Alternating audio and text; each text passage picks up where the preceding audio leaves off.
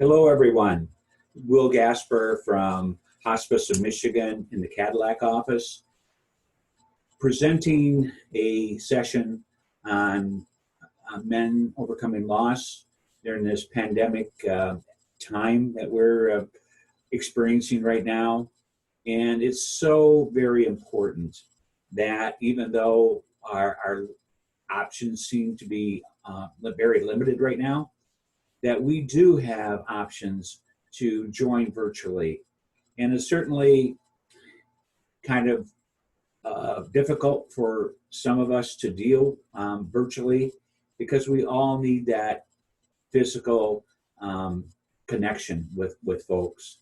And even if at a safe distance, we could, talk, possibly meet a counselor, a trusted friend, somebody who is non-judgmental, perhaps a minister in an outside setting or in a setting that you could, in an indoors venue, where you could keep your mask on and experience the 6-foot distancing. But we all need support somehow, some way. And all of us too, for the most part, would love to have some more physical contact with folks that we can trust, folks that are validating, folks that are understanding. And that's one of the things that I personally can talk about because I am, as Gary Chapman would say in his 5 love languages, a very much physical touch guy. I love to, shake hands, pat on the back, a good hug.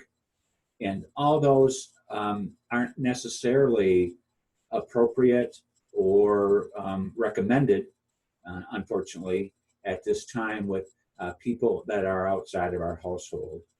So gathering safely with loved ones may be an alternative to actually hugging them, patting them on the back, shaking hands, maybe a kiss on the cheek.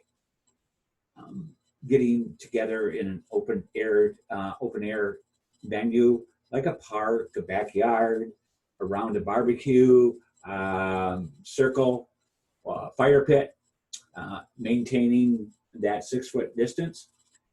That may be a good alternative for us. We may have to be kind of inventive and creative in how we do that.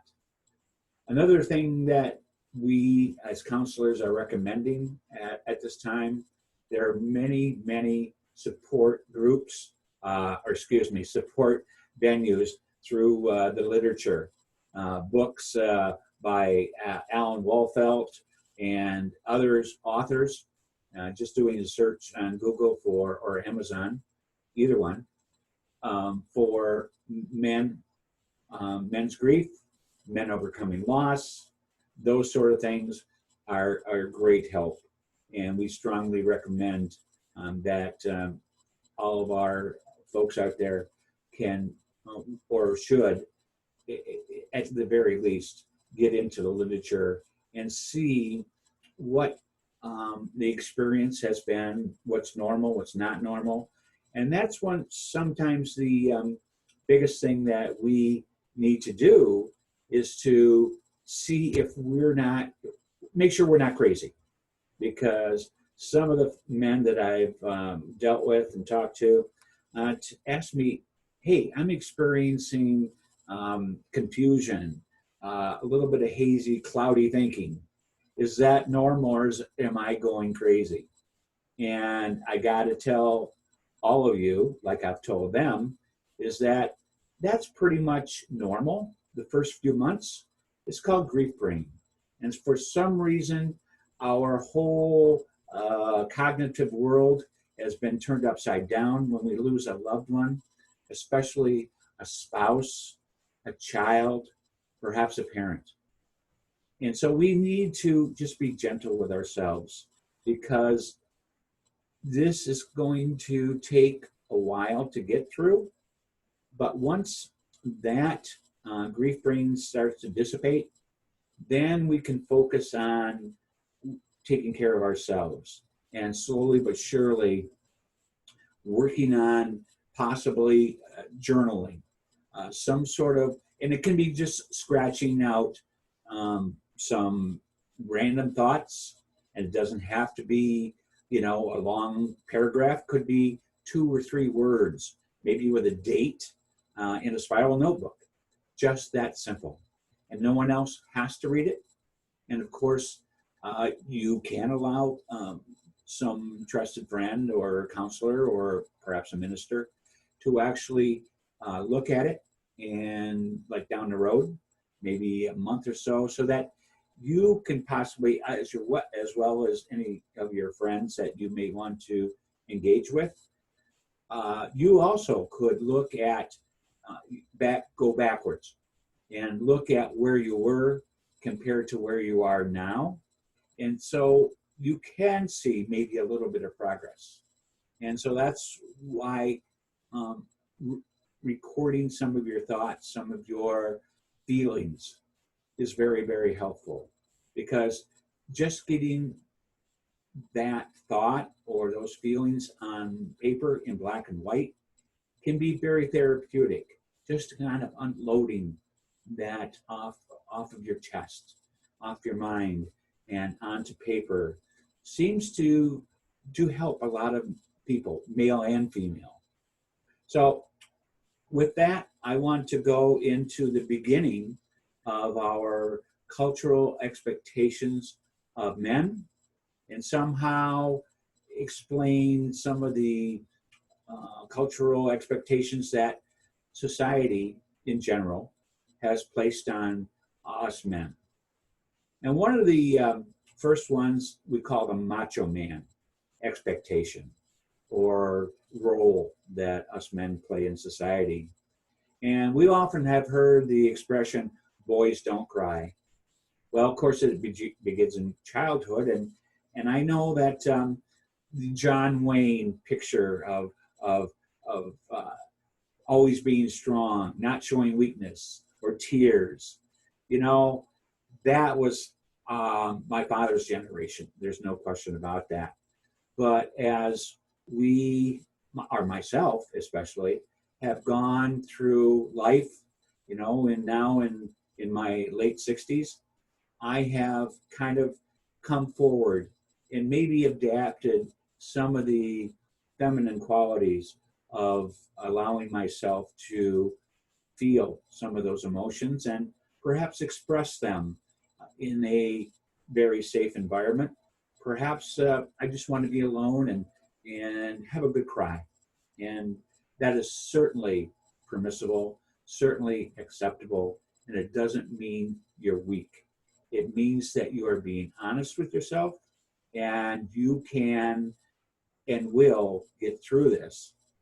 And it's okay to express your grief. It does not lessen you as a man. So finding a safe friend through prayer or writing in a safe place. And exercise, of course, working with your hands. And most men like to work with their hands and have a project to help alleviate some anger or some of the stress that grief brings on. The next role that I'm going to talk about is that of competitor. And I remember right from grade school age of being chosen or being in a group of young boys, perhaps third, fourth, fifth grade, waiting to be chosen for a game of softball during lunch hour or a game of touch football during lunch hour. And the biggest fear was not to be the last one chosen for one team or the other. And we want to be on the winning team. So once we're on the team, we want to win. In that short period of time, we want to win. Of course, we all have rules. All those games have rules, and I think as men, we need those rules. We want to be able to say we played within the rules. We play whatever sport it is. We work hard at winning. And of course, that doesn't always go for sports. It can go with any type of game. It could be perhaps fighting for a country. If we want to go into the military, we want to prove that we are manly enough to go through this experience. And that also applies to business, is the business world. Who hasn't thought, at least thought, or perhaps acted upon, hey, I'm in at the entry level, but I'm going to show my boss, I'm going to show his boss that I am capable of a better job, a higher compensation, you know, and maybe I want to fight for selling more than the next guy so that I am recognized for what I can do. But when it talks about our grief, our competition with grief, how does one compete with death? Obviously, it's a battle that's can't be won, especially if it's a case of accidental death or unexpected death. Accidents happen, and of course, heart attacks and other things, you know, just happen. And 1 minute our loved ones are with us, the next minute they're gone, and there's no competing against that. And of course, if we have cancer, if our loved one was fighting cancer, how can we win against cancer? We can do everything that we can within our power to work with doctors and nurses and all the experts, the so-called experts. Well, they're there for a reason. They will do. That's part of their Hippocratic oath, that they do no harm and they, you know, work toward the betterment or the cure of their patients. But when that battle is lost, our loved one dies, many of us feel that I couldn't do anything. I should have been able to do more. And of course, us men can become angry and frustrated because of the macho role there. It doesn't allow an outlet for these feelings. So what helps redirecting your fight? Work at taking care of yourself.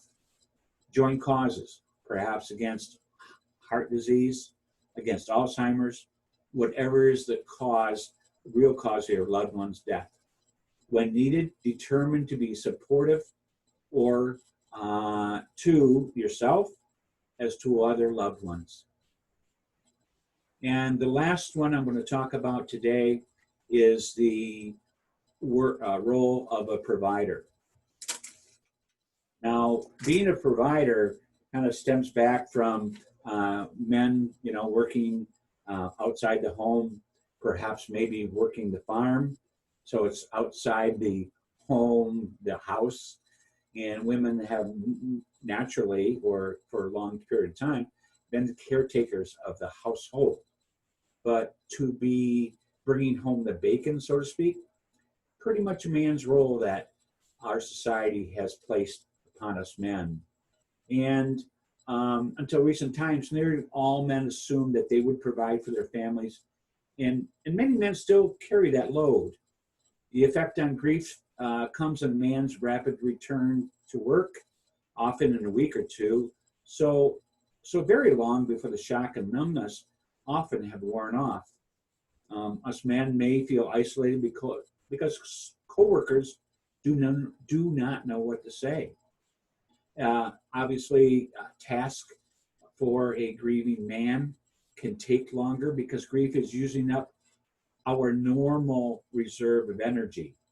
We may have trouble concentrating, or we may throw ourselves into our work with extra intensity in an attempt to avoid thinking about the loss, or perhaps forgetting the loss altogether.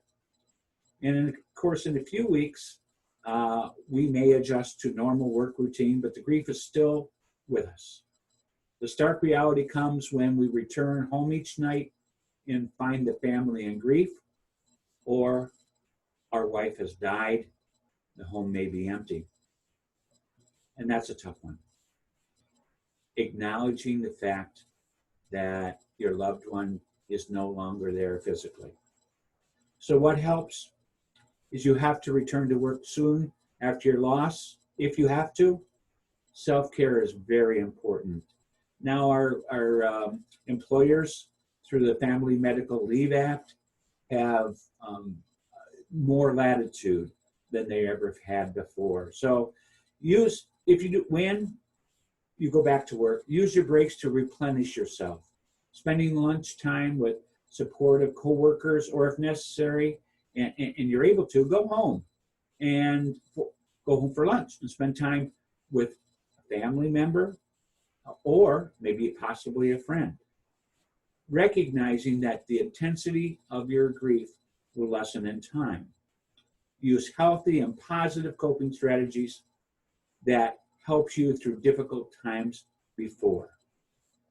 So with that, I hope that all of you can join us on August 18th, HOM.org, Grief and Men Overcoming Loss. And we would love to have you at 6 o'clock on August 16th. Take care. Take general care, guys.